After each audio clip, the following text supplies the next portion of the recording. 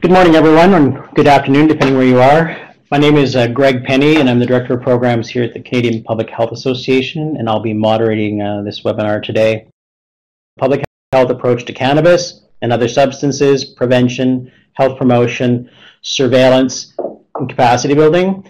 The purpose of our project is to engage a range of individuals, organizations, and from health, public health, social services, public safety, to enhance their knowledge of and capacity to address issues related to cannabis and other substance use. So this is actually the first in our, what we hope to be a number of different presentations on cannabis. The idea is to have a series that focus on a range of issues for people working in the field. I do want to draw you to one aspect at the bottom of the slide, the normalizing conversation, not consumption. That's become a focus for us here at CPHA, that we really want the focus to be on discussing cannabis, its harms, its benefits, the impacts, safe use, etc., as this is going from an illegal status to a legal status, and there's much to learn, and we need to focus on normalizing conversation, not consumption. We are looking to partner with researchers and practitioners who are actually working in this area and doing work and want to let others know what they're doing. And on that note, to let you know when our next webinar is, March 8th, and you'll be seeing a registration go out after this meeting.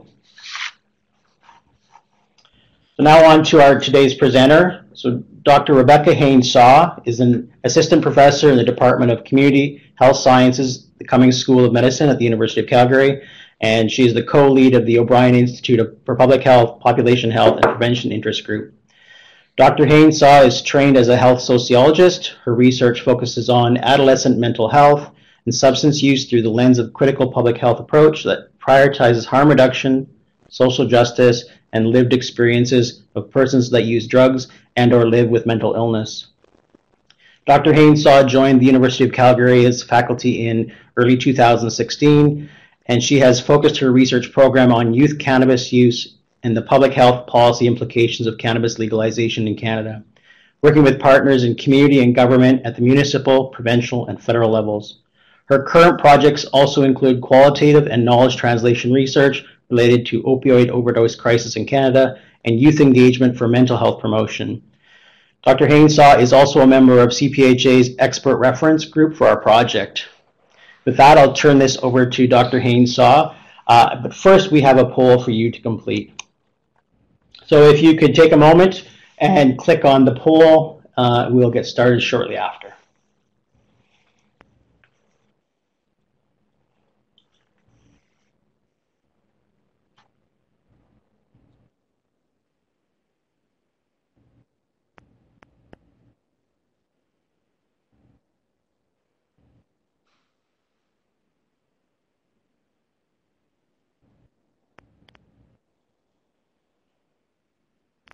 Okay, so I think we're getting close to everyone having a chance to vote. I'll leave the comments to Dr. Haines-Saah, and I'll move over to her presentation and turn over to you.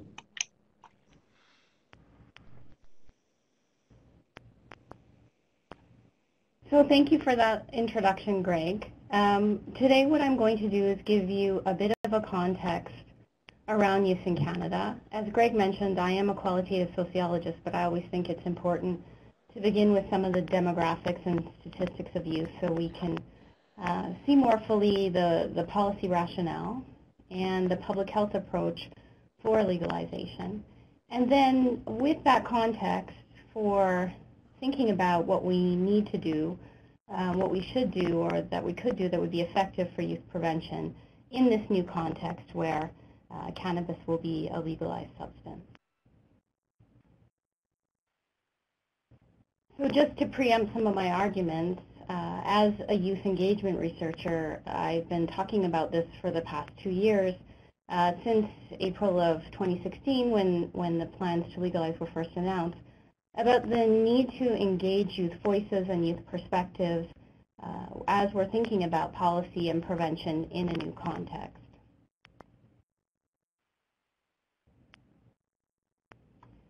So the first area I want to cover is the policy context in Canada, and then leading into the public health rationale for this policy change, which seems counterintuitive to many people thinking about how can legalizing a substance actually work to achieve public health aims and protect or enhance public health. Well, one of the things that we know from analyzing these policies is that historically drug policy has not been based on evidence of effectiveness, but has been based on values that we've had, not on public health evidence. And we do know right now that health risks around specific conditions and also public and population health indicators, this is still developing.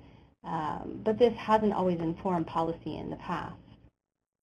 What we do know about youth prevention and education is that there's very little evidence for program effectiveness. And historically, we've used many school-based and community-based programs which use archaic approaches that haven't actually worked to reduce substance use, including cannabis. And so in that context, we know, hopefully, through the work of groups like CPHA and other entities that are now coming together, that we'll have a more comprehensive, coordinated public health approach, sorry about the typo, to regulating cannabis. Okay, so very quickly, let's see, what does cannabis use look like in Canada? I think it's important to remind everyone that cannabis is the most prevalently used illicit drug, soon to be legal drug. And we know that past year prevalence, the most recent data we have from StatsCan is about 12% overall, but that there is gender differences, slightly higher among males that we've seen. But in the most recent cycle, we know that use among women is rising. I think it's very interesting to look at the provincial and national comparisons of lifetime and past year prevalence in the last two data cycles and see that they have risen. And we can hypothesize that this is not because cannabis use at the population level is actually increasing in this way, but I think more people are likely to report in this context of it becoming an election issue and a national platform. Legalizing cannabis and the use of cannabis has entered into our national conversation, and we have started to see this uptick in some of the stats, and I do think it's because in the context of a government survey like CTAD's, people feel less stigma about admitting cannabis use when legalization is on the table. But we see that lifetime prevalence reporting is about 44%, so we're getting close to 50%, and it is above 50% in BC, and past year is about 12.3. However, since we're talking about youth, I think it's most important to see that, in the youth and emerging young adult categories, that's where youth is really concentrated. So it kind of peaks in this 20 to 24-year-old demographic, and then it does taper off in the 25-plus categories. Although one thing that's very interesting in terms of specific population groups is that I'm hearing anecdotally from many physicians and from people involved with the medical program that authorizations are rising among adults 55 plus and among seniors who are now looking to medical cannabis for chronic pain and quality of life.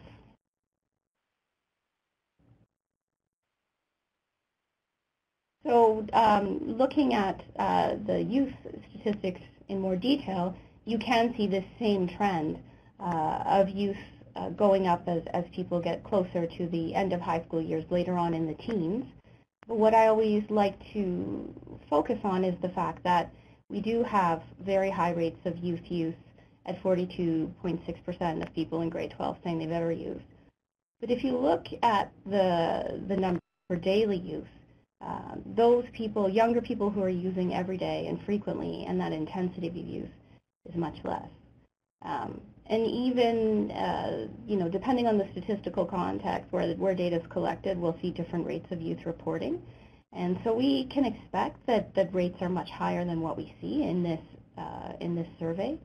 Some surveys that are collected, school-based surveys, you'll see higher reporting where there's less, where there could be more trust, and also most people are very familiar with the often cited health behavior in school-age children study from the WHO, which shows rates of youth use amongst Canada are quite high at over 30% for those 15 plus.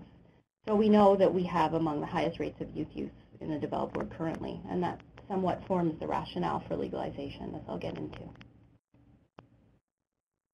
I always think, though, it's important to put substance use in context, so looking at cannabis vis-a-vis other substances. So just to give you an illustration, I use this slide frequently in my talks in Alberta to show that alcohol use is by far the most widely used substance, and cannabis use has declined by almost half, from 2008 to 2015. So although we have high rates of use, the trends are showing that it's been declining over time.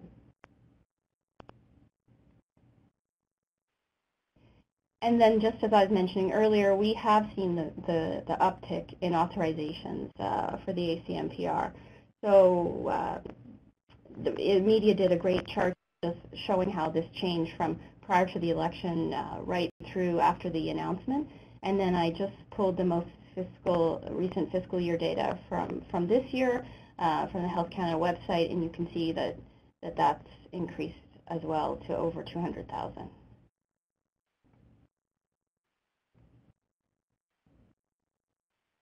Forming part of this context, though, we cannot forget another side of the statistics beyond prevalence, and that is around cannabis offenses in Canada.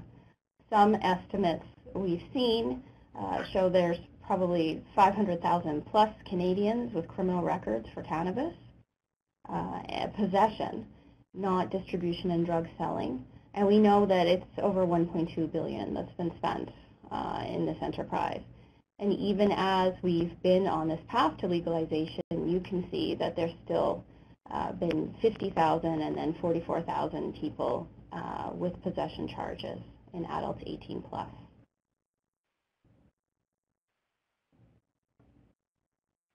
And then again, another way of looking at cannabis compared to other substances, it's important to model what we call social harms and health harms. So Nutt et al. Published this piece in The Lancet a few years ago, looking at the social harms and health harms. So that would be harm to self in terms of outcomes, and social harms of drug use, which may be, aggression, public aggression, disruptions, including domestic violence, and other conditions that may represent harm to the community. So cannabis was given a rating of about 20, which is below tobacco, cocaine, and alcohol is associated with the most harms at the community level. So sort of front-loading these stats, it leads us into this conversation about the policy considerations from a public health perspective. We know that prohibition of cannabis has not been a policy success story. It hasn't prevented use. We have high prevalence of use, and so the illegal status does not seem to be a deterrent to youth or to adults. Many people are willing to risk a criminal possession charge to use it, and it's widely used and socially normalized for many people. In this context of having it illicit, the supply is unregulated, meaning people interact with illicit markets. They don't know what is in the cannabis they're smoking, including potentially fungus, pesticides, and other contaminants when it's grown in an unregulated way. And then showing you those stats on possession rates, the policy rationale is also that criminalization has tangible harms. So when we think about the high numbers of people with records for possession, this is not a minor issue. So I always use the example, if I as an adult have a criminal record for cannabis possession, I can't get a clean police check to volunteer at my child's school, to coach community level soccer, to work with vulnerable people. I can't be bonded for certain occupations, and I certainly can't travel, in addition to the stigma of having to share this with employers, community, and family. So it is a limitation. And as my very astute colleague, Akwasi Owusu-Bempah from U of T says, cannabis is a gateway drug. It's a gateway drug for many, and into the criminal justice system. And then we've also seen from the net analysis and other policy considerations that cannabis use is not harm-free, but it is associated with less harms to persons and to community than other substances, licit and illicit. So this brings us to the prohibition paradox. This diagram was embedded in the Center for Addiction and Mental Health Cannabis Policy Framework from 2014. It's also in the I'm sorry about the typos in the references, CPHA's document, the new approach to managing illegal and psychoactive substances in Canada. And also it's in documents from the Canadian Drug Policy Coalition. So this helps to illustrate how when you have an unregulated criminal market for cannabis, but also a very unregulated legal market, which we might argue we see in some contexts, such as Colorado, there is a higher potential for harms. So what we're looking for is that public health, what I call the sweet spot, somewhere down in the middle, and recommending legalization of this substance with strict regulation is the public health approach that seeks to reduce these harms. And this diagram just kind of makes that tangible for people who think, how can legalization reduce harm? I also really like the writing from Fisher and colleagues who were the authors of the CAMH framework. They make this great comparison to the harms to youth of playing hockey and the evidence for that. And they cite some of the epidemiological evidence that says, hockey is associated with a great deal of brain harms. But we don't think about, from head injuries. This has the potential to be a harm to youth. But we don't think about making it illegal to make it safer. And we don't think about banning youth from hockey until they're 25 or restricting their ability to play. Because we just don't have evidence to make that that policy choice. So if we did take all the evidence, of maybe we'd make everything illegal for youth. So they're kind of being provocative around this, but I think it makes the case that bringing something into regulation and legalization is a way for us to reduce the harms and also start having new conversations with youth about the substance. Like Greg alluded to, it's normalizing the conversation, not normalizing our consumption. So what is a public health approach to cannabis? I think this definition that comes from the Canadian Drug Policy Coalition and has been used in the CPHA documents is really effective for helping us understand that legalizing drugs can advance public health.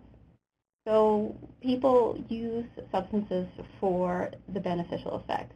So we have to engage with them for the reasons why they're using. And this leads us to an approach of reducing harms or harm reduction.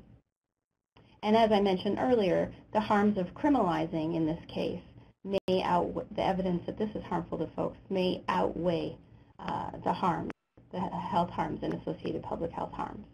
So we're spending a great deal of money arresting people, prosecuting them for cannabis use, and at a population level, the harms to people of having criminal records and the investment in doing this, so it may outstrip what the benefits are of keeping it illegal.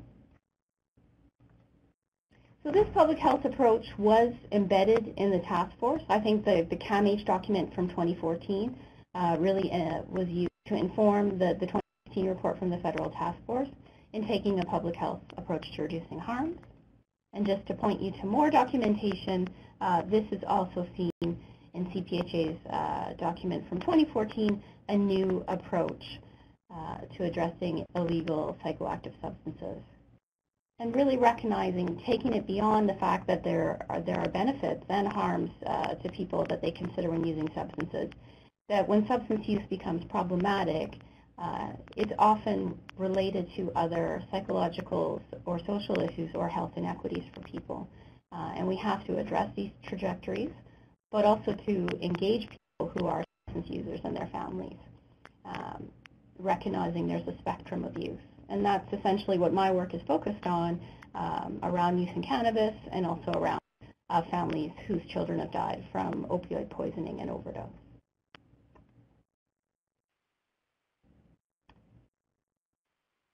So let's think critically about doing prevention in a new context. I think this is an important chart to think about, and I've represented it as kind of a binary. But there are a spectrum of arguments and different ways that different stakeholders take up the evidence around the potential harms from their perspectives. I'd like to say I think I saw from the poll in the beginning that most people are worried that legalization will be quite harmful to youth. And I'm very sympathetic to that view. I hear that view also from my colleagues, my clinical colleagues who are child psychiatrists, people working on the ground with youth who do see the most acute and problematic cases. And they're worried that we'll see more of this. On the flip side, we know that there's many youth who use recreationally and don't progress to that trajectory of problematic use. That problematic use is tied up in other vulnerabilities and risk factors. So as you can see from this chart, for every argument around what will the likely outcome be or what is the rationale for making this policy change, there's a counter-argument. And many of us probably fall out somewhere on this, maybe not as a binary, but as a spectrum of thinking about youth. I really like Bo Kilmer's book of Cannabis Legalization, What You Need to Know. They have a chapter in this book. It's a very comprehensive overview of the rationale for legalization, and the authors say, can two rational people disagree about the merits or disadvantages of legalizing? And absolutely yes. It just depends on what your comfort with risk is and what you're prioritizing. And in this case, we're making a bold move towards a policy change where we think the harms of criminalizing the substance, have outweighed keeping it illegal, and in efforts to protect youth. And up top, it was something that Greg and I were discussing the other day in the context of the work of the project, that a public health approach is also not only about protection and abstinence, right? So we're recognizing that we want to prevent harms and problematic use, but a harm reduction approach in this context is not saying, yes, everybody consume, it's saying, let's try and prevent the harms. I just want to look at a question that's popped up. Do you think cannabis consumption among youth will increase post-legalization? This is a really great question, and there's varying perspectives on this. So we have some population-level data from Colorado and Washington, which legalized, about 3-4 years ago. And so it's not showing a huge uptick in rates amongst high school age and middle school children. In fact, in some cases, use is slightly decreased or seen remain stable. However, I've heard from colleagues in other contexts where medical use is been legalized in the states that they are seeing an uptick. So it's hard to know right away. My take on it and some of the public health evidence that I've read from colleagues in Canada is that we already have rates of youth use that is quite high. So it's unlikely that we'll see a massive uptick overnight if we don't have tight regulation and if we don't have controls on marketing and promotions to youth. I think over a generation of 10 years, we're likely to see an uptick. But that's why I'm happy that there's more money being put into cannabis research and more cannabis researchers are sort of mobilizing to do this province level and national level monitoring of use rates. Okay, I'm going to move on and I'll try and answer more questions when we have time. Okay, so just to make it clear, my last point on that binary is that the harms to youth are really associated with frequency of use and age of onset. So not most use is recreational and infrequent, but if you remember back to that demographic chart I had at the beginning, it's that proportion of youth who are using frequently and who are using daily, where we see that concentration of harm. And when we talk about early onset use, as adults, we tend to think of all teenagers at risk. but we're really talking about people under the age of 15 who are starting.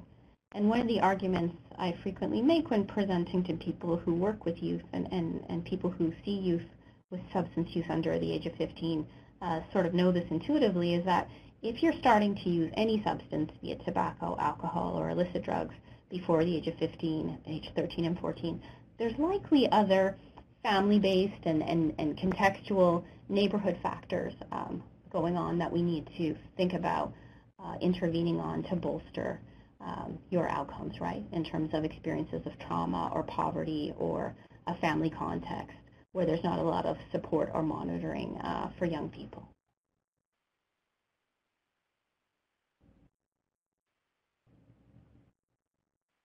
I want to give you a quick overview of what we've done in prevention. And unfortunately, it hasn't been evidence-based and it hasn't been effective. And I say that as someone who calls themselves a youth prevention researcher and who's interested and invested in having great prevention. So one of the most widely used programs in the U.S. and until recently across Alberta and BC has been DARE, Drug Abuse Resistance Education. And despite being widely used and implemented, it's, I think many of you know, a program delivered by police officers in schools to students. It hasn't been effective, and in some cases it's actually increased rates of substances, especially tobacco. There's also the argument that some of this education around illicit substances introduces youth to new substances they didn't know about, and a more social justice-oriented critique that in many vulnerable communities and racialized communities, there's a lack of trust with law enforcement. So having uniformed police officers come into your classroom and talk to you about the risks of drug use is not effective for opening up a conversation with you about the reasons why there may be drug use in their home or drug selling in their communities. And that philosophy of abstinence and part of the rationale for programs like DARE was really based on a statement made by former First Lady Nancy Reagan in the 80s. She was asked, you know, what do you say to young people when they're going to use drugs? And she said, just say no.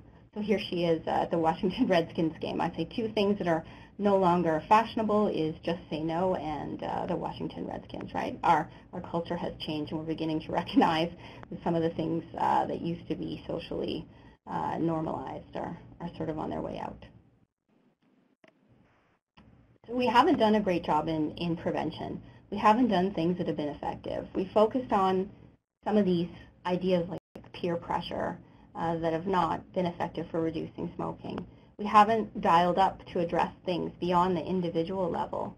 And at the same time, we've targeted everyone with these blanketed approaches, but we haven't looked at the fact that some youth may be more at risk because of psychosocial characteristics. And I'll show you an example of a program that does that in a minute.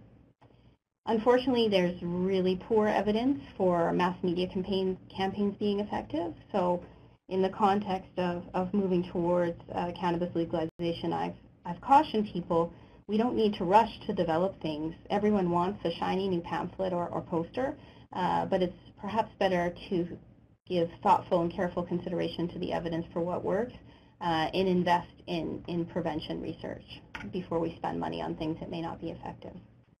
And of course, there's also this idea that we can't even talk about harm reduction in the context of youth because we've been focused only on abstinence, and so we can't talk about safer ways to use.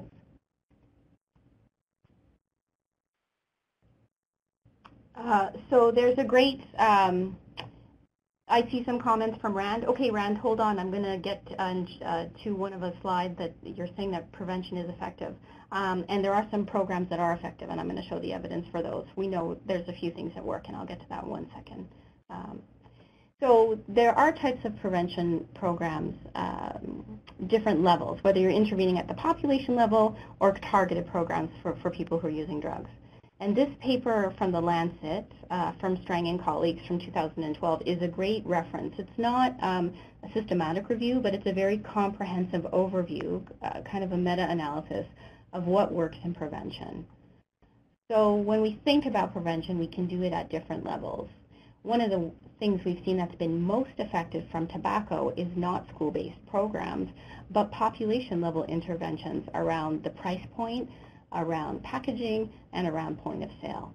So sometimes the most effective interventions are structural and economic, and those take time to implement, but that's where we see the biggest bang for our buck. And there's a spectrum. Primary prevention might be some of those universal approaches, and then secondary prevention would be some of the more targeted approaches. And I'll show you some examples. Okay. So I also took this text from the Strang and all slide just to satisfy those people who do want that systematic review evidence. So, you know, a lot of high-quality reviews show that these psychosocial and developmental interventions are effective, but things that just aim to provide education, raising knowledge and awareness without a behavior change component are generally not effective. We don't have evidence that they work. We don't have high-quality experimental randomized control trial evidence, although we might have on-the-ground program evaluation evidence from folks. When you deliver this intervention compared to a control group who doesn't get it, we don't see any difference, and we also don't see a difference in maintaining any change in the behavior over time. And that's hard for many of us to accept who do this work in schools and with youth, but that's what the evidence tells us. That's what the science, that's where the science is right now. However, we do have some good evidence for these psychosocial interventions. But what's so interesting to note is thinking about our public health approach and our population health approach is these interventions are not specifically focused on the drug use in of itself. They're focused on strengthening social skills and family context. So strengthening families program and the social or life skills training, the good behavior game, these show good evidence of effectiveness. And then on the flip side, although I just said mass media and awareness campaigns don't work, we have a little bit of evidence that if you tell that young people have an assumption that everybody does it.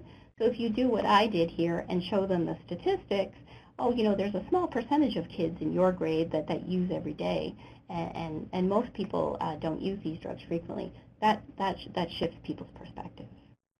So it's so interesting that an intervention that targets the peer context and peer acceptance rather than health harms is one thing that seems to resonate with youth. So not telling them not to do it, it's going to harm you, telling them, hey, look around you. Most of your friends may not be doing this even though you think they are.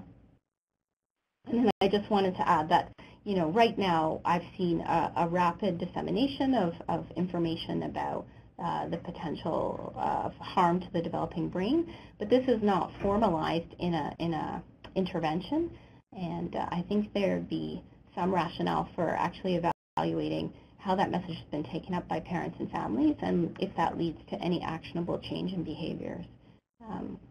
I know that this is a very important message for many people to think about, but I also think it kind of leaves families and parents and youth in a lurch, and it's not much different from saying this is your brain on drugs, which we used to tell people, like when I was in school, that's the type of message I got. Okay, so we do know about a few things that work, and I've highlighted here a couple approaches that come from Canadian researchers. So brief interventions focused on reducing harms for young adults, tested in university students, so people who have some social status and may not have vulnerabilities because they're engaged in higher education. If you have a brief intervention delivered by a healthcare provider, they see good reductions in depenilations and rates of intoxicated driving at 12 months. So like alcohol and tobacco, we know targeting interventions to primary care providers works. It's just very hard to have our primary care folks do this consistently given the load that they're facing in their practices. Then some of the work, these trials I cite here have been conducted in London in the UK, but Patricia Conrad from Montreal is the youth psychiatric researcher who's associated with this project. And they focused on these developmental interventions targeting youth, not universally, but isolating or separating youth into personality types. And they found some good emerging evidence for effectiveness of delaying onset among youth who they categorize as sensation seekers especially. And some people may say, well, that's not good enough, how we're just delaying use, we're not leading to abstinence, but at the population level, delaying use as long as possible over time is associated with less harms and actually a benefit to society. If we can, the older we can push it, the better the outcomes at the population level. And then an approach from outside of Canada that hasn't been replicated, but many people raise when we talk about prevention, is a community-level approach known as the Icelandic model. And that's a program where they went into schools, they provided community-based recreation, after-school groups, parent engagement groups. Didn't have a lot of success at engaging parents, but a lot of success in providing community recreation for free to youth, which drastically reduced the rates of alcohol and tobacco use. So another example of a substance use intervention that doesn't focus on the harms of substances, but focuses on engaging youth. But the problem with this level is that Iceland, of course, is a very unique cultural context and country context, and so it's very hard for us to think about replicating this in our diverse communities in Canada. Okay, so while I have just a few minutes, I want to tell you about the TRACE research program and why I take this approach to youth engagement and what we found from TRACE and the types of resources we developed to start a different type of prevention conversation with youth. So this is a project, it's the first qualitative and ethnographic study of cannabis use amongst youth in Canada, and we interviewed youth in 3 communities in BC from 13 to 19. We interviewed them in their high schools, and we interviewed parents and law enforcement and school counselors to get the context of youth cannabis use. And of course, in some of these communities, cannabis was widely used and somewhat normalized for youth. And we felt it was really important to engage youth in this conversation because they hadn't been to date. And we'd been developing programs for youth, but we'd never talked to those youth who were using cannabis frequently. And what we found, and what we published in a few different papers, is that there's a spectrum of use by youth, from social to relief-oriented for emotional distress or pain, to some youth who were using problematically. Youth were extremely skeptical of messaging that only emphasized the harms and never spoke about what they perceived as benefits from use. And especially in the BC context, where so many youth were engaged in high-performance sports such as backcountry skiing or cycling, many rejected the idea that people who use cannabis are lazy, who are inactive, and stereotypes about drug users. So this is something we mobilized in our film, and I'll show you that in a minute. So what we took away from these interviews with 78 youth in BC communities and in being embedded in their context is that scare tactics likely won't work, that there was a silence around cannabis and teachers and parents were not equipped for discussions. They were really limited by the idea of it being illegal, even though it was widely used, sometimes on school property and in the community by youth. When youth didn't have conversations with trusted adults, they did their own research online and got a lot of misinformation from the internet. That providing youth with information and not engaging them didn't seem to influence their behavior, and that we wanted to think about ways to make our programs effective and inclusive. So the Cycles resource is a film that's available. You can go to the University of Victoria CSIR website that used to be CARBC. It's used across Canada, and we've done an evaluation, just a qualitative process evaluation, and teachers and other facilitators, school counselors found it useful for opening up the dialogue. We weren't targeting behavior change. We just wanted to know, did this engage students in having open and honest conversations about cannabis use when they didn't have them before? So we targeted this idea of cycling, of youth being active, and a young man's experience of using cannabis and then stopping cannabis because of some relationship problems and the social context. The film does not contain information about the illegal status of the drug or any specific health harms. It's all about the peer relationships, about being a peer leader, and about interactions with family members, a romantic partner, and friends. Because these are the things we found resonated with youth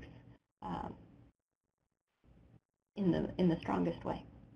And so as you can see in the top right, the film has an interactive version where it engages youth around decision making. What would you do if you were in that character situation? And it comes with an activity guide of similar things, such as writing a letter to a younger sibling about, whether or not you've experienced cannabis and why they should think carefully before they begin. We also developed a pamphlet with teens public health messaging on cannabis, and this is from some knowledge translation work. We engaged with high school students to review the high-level evidence and develop their own safer use guidelines, and this was distributed across high schools in British Columbia. And if you're familiar with Canada's lower risk cannabis use guidelines, which came out in 2011, what teens came up with are very similar to what public health authorities came up with around cannabis use.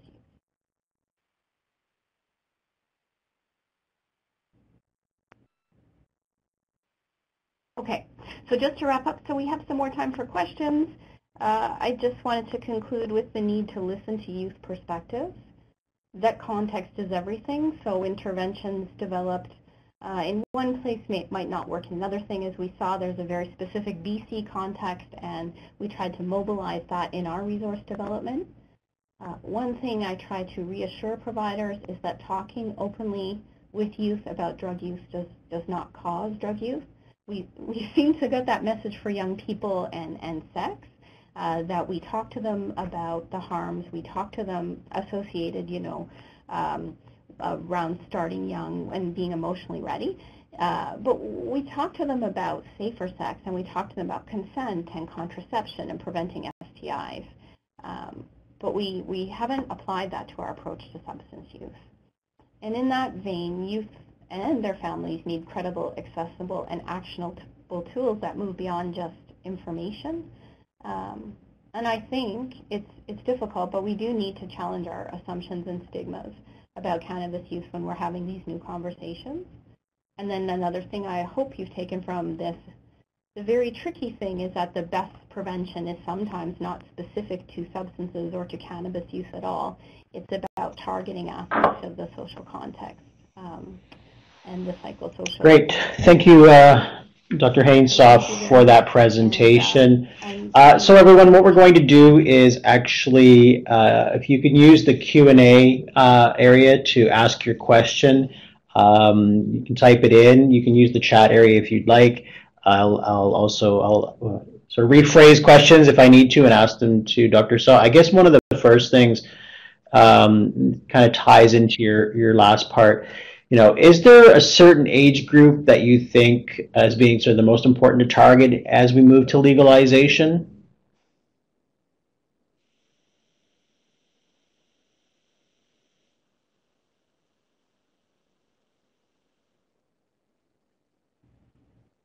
Yeah, that's a great question. There's two ways of looking at it. One is that we could target those users most at risk for early onset in that maybe 12 to 15 category in terms of preventing onset of use and delaying use as much as possible.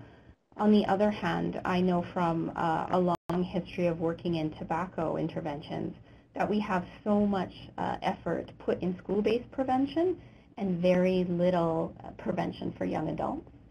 So I know that there's a Cannabis Catalyst grant funded from Zach Walsh at UBC Okanagan called Cannabis on Campus, and they're targeting the 20 to 24-year-old university Great, population. thank you. So we have sort of a comment slash question. So the discussion around pending legalization seems to have reduced risk perception, so increased education about risk would be valuable. How could practitioners address reduced risk perceptions among youth?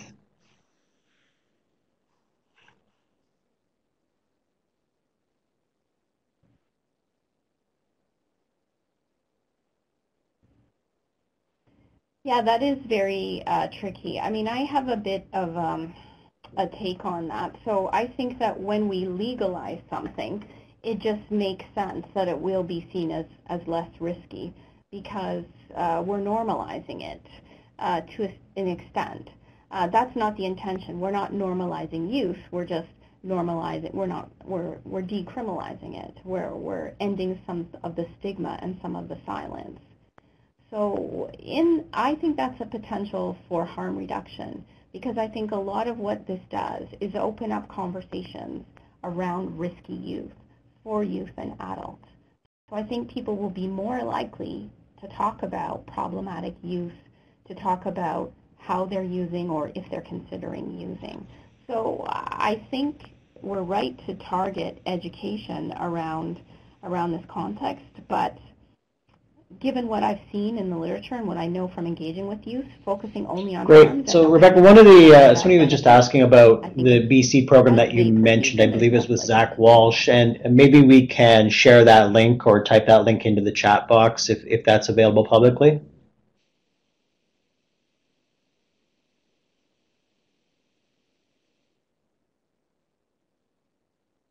Yeah, it's just developing. So CIHR put out a call last year for, it was $1.4 million for these cannabis catalyst research grants for new areas in population health research. So this is one of the teams that was funded, and it's very exciting. And I see someone posted that link. That's great. The young adult population. So I don't think there's any. So this is a bit of a loaded question, I think. So obviously there's the federal government, probably amongst other governments that are preparing campaigns. So they've prepared, obviously, the Don't Drive High campaign. Do you have any thoughts on that campaign at this point? And like on your behalf, I'll say if you feel uncomfortable answering, that's fine.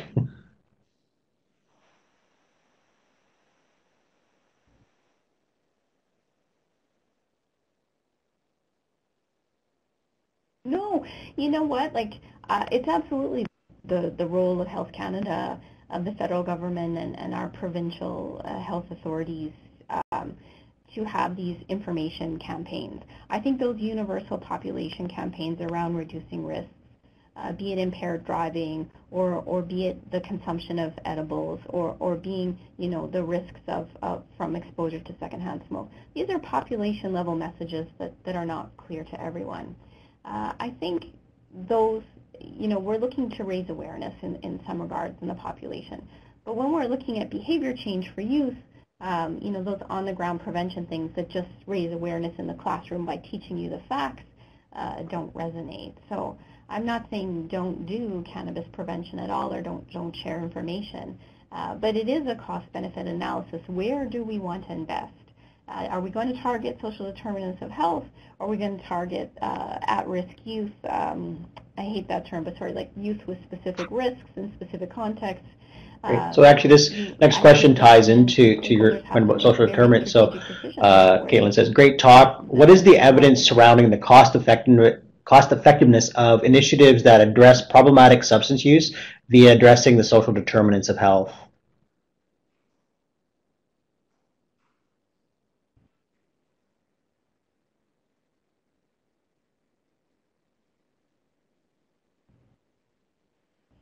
Yeah, I haven't seen that. A paper doesn't come to mind, but I think that Lancet paper by Strang and all that I show and cite in this presentation is a good place to start, because they really do frame it within that pyramid of interventions.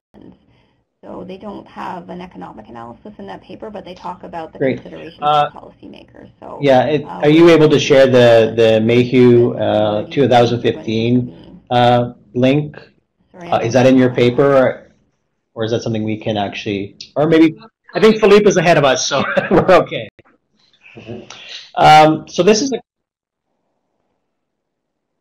I think that the yeah, he's doing it. So one of the comments, and I think this is sort of a question that hasn't really been posed, is really around, we'll say the pro-cannabis lobby, but also the industry, that they're doing a very good job in convincing people that cannabis is a cure-all, and I guess part of that challenge is that, given this is a new industry, what are some of the challenges you see in trying to counter some of that arguments without doing the traditional abstinence, this is a terrible drug perspective?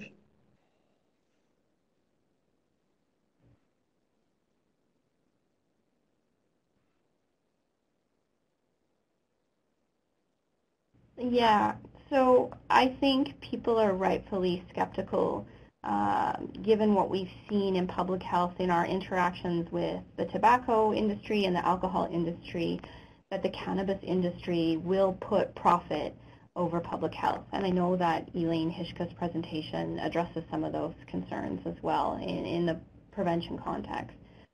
You know, on the other hand, anytime I do a public talk, I meet people associated with industry or cannabis advocacy who take a very rational, balanced approach to cannabis and want to engage in education around safer consumption and responsible use. So I think there's a spectrum, and I'm hopeful that we'll see a different level of engagement in this new industry where we can you know, embed some of those public health approaches in the things that industry associations do. We're having a dialogue because we have major producers of cannabis and major industry here in Alberta at the business school to try and advance that public health conversation from the get-go. So in some ways I'm encouraged, but I think the illegal dispensaries that you see popping up in major cities and other places do have that signage and that advertising, you know, that cannabis cures breast cancer and many other things, which Great. So need the water. So one more question. We'll probably take one or two more questions, folks. So if you have anything urgent, please let us know. So Troy's asking, you know, virtually every youth we see in our treatment facility has a mental health condition as well as substance use disorder. I think it's interesting that many youth view cannabis as a harm reduction method as opposed to using harder drugs to cope with mental health symptoms. Have you encountered similar sentiments?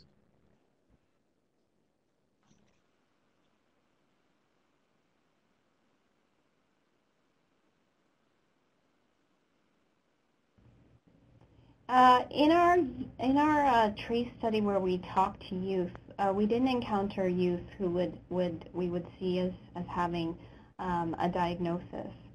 But many youth talked about using it to medicate for emotional distress.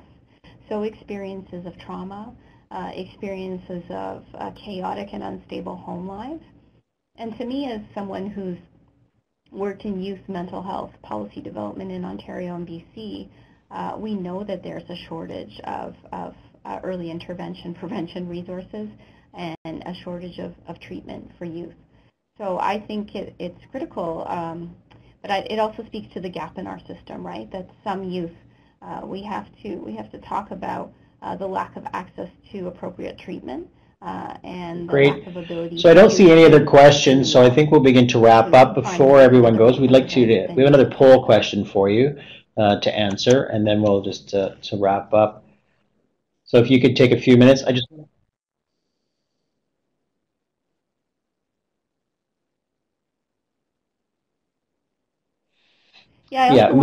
part of these slides, everyone, this is being recorded. We will make it available to everyone. I want to thank Dr. Haines-Saah for the presentation and all of you for participating in this. This is our first in our webinar series. As Dr. Haines-Saah mentioned, Elaine Hishka is our next presentation made. I've got a couple slides to show you in a few seconds. So as you begin to wrap up, I'll do a little bit of that.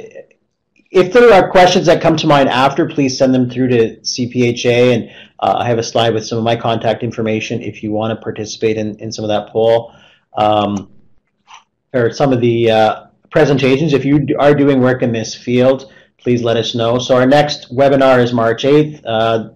I'll include that link in everything we do out to you. If you are working in the field, as I mentioned, please contact us and let us know. We can talk about setting up a time to present. And again, thank you for everyone. We will email you a recording of this webinar. We do have a survey of providers around understanding where you're at with legalization, just to help us inform some of the work we're doing. And we will eventually have some resources that are going on across the country for you at cpha./cannabis, but those aren't up yet. So thank you, everyone, and enjoy the rest of your afternoon.